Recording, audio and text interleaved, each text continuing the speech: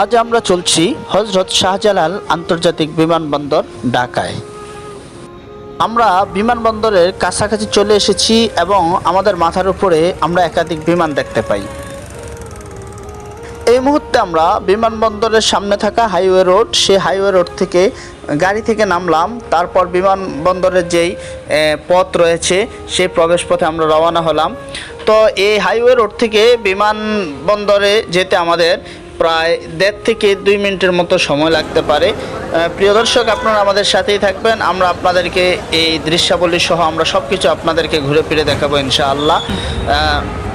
আসসালামু আলাইকুম প্রিয় দর্শক, এই মুহূর্তে আমরা রয়েছি হযরত শাহজালাল আন্তর্জাতিক বিমানবন্দর। হযরত শাহজালাল আন্তর্জাতিক বিমানবন্দরে আমরা চলে এসেছি। আপনাদেরকে এখন দেখাবো শাহজালাল আন্তর্জাতিক বিমানবন্দরে যেদিক দিয়ে এই বাংলাদেশ থেকে প্রবাসী যাচ্ছে এবং কিভাবে কোন পথ দিয়ে বাংলাদেশে যে ওরা আসতেছে সেই পথগুলো আপনাদেরকে ইনশাআল্লাহ সব দেখাবো। চলুন। বিমানবন্দরে দুটি পথ রয়েছে। এক পথ দিয়ে দেশ থেকে প্রবাসী যাচ্ছে, আরেক পথ দিয়ে প্রবাসী থেকে বাংলাদেশে প্রতিনিয়ত লোক আসতেছে। তো এখন আমি যে অংশে যাচ্ছি সেটা হচ্ছে উপরের অংশ, যেখানে বাংলাদেশ থেকে প্রবাসে যাওয়া হচ্ছে। এই উপরে দিয়ে প্রতিনিয়ত বাংলাদেশিরা প্রবাসে যাচ্ছে।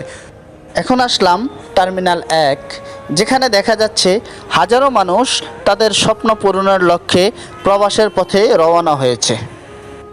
তাদের আপনজন তাদেরকে বিদায় দিচ্ছে এবং তাদের দু চোখে অশ্রু ঝরছে। আসেই টার্মিনাল 2। এই মুহূর্তে আসলাম টার্মিনাল 2-এ। এখানেও দেখা যাচ্ছে অসংখ্য মানুষের চোখ বেয়ে বেয়ে অশ্রু ঝরছে এবং তাদের আপনজনকে বিদায় দিচ্ছে।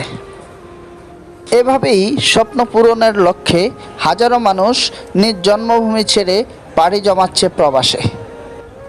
এখন আপনাদেরকে দেখাবো দ্বিতীয় অংশ।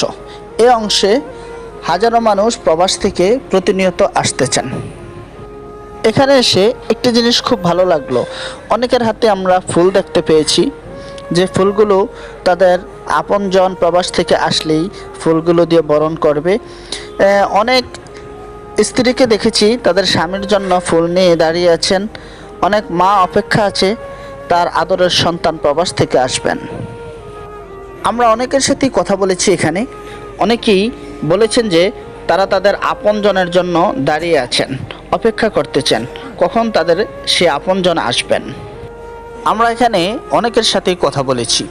আমাদেরকে অনেকে জানিয়েছেন যে তাদের আপনজনের জন্য তারা প্রায় 2 ঘন্টা 3 ঘন্টা, অনেকে 4 ঘন্টা পর্যন্ত অপেক্ষা করতেছেন।